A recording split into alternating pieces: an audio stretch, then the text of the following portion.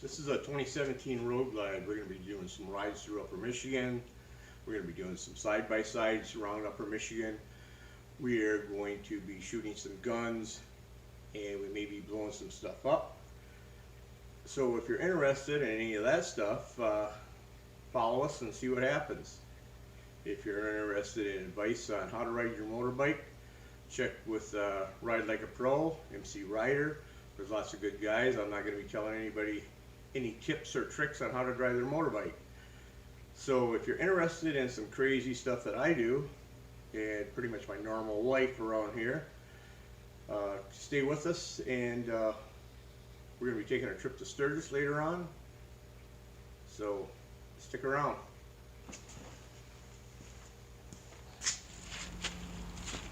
Well, I showed you my bike.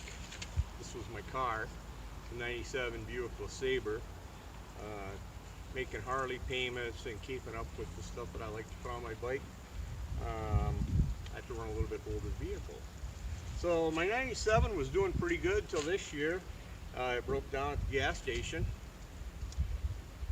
Luckily, my boss was in the gas station, and came out of the gas station. I said, "Hey, would you give me a hand pushing my car away from the pump?"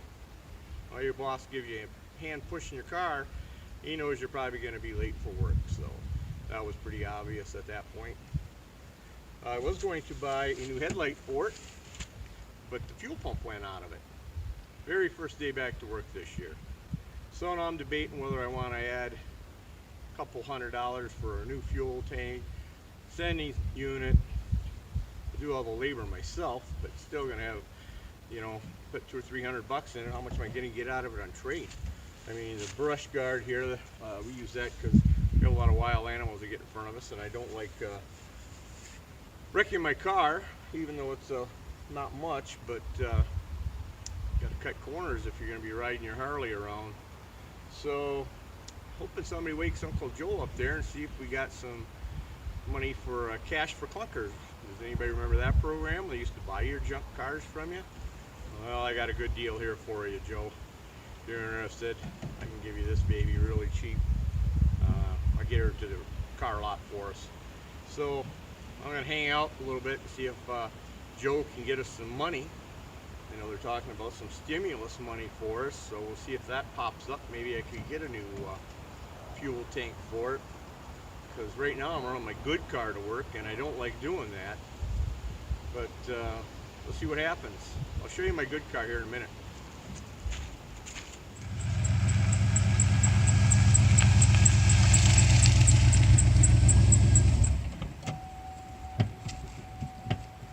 Well, this is my better car that I didn't want to have to drive to work.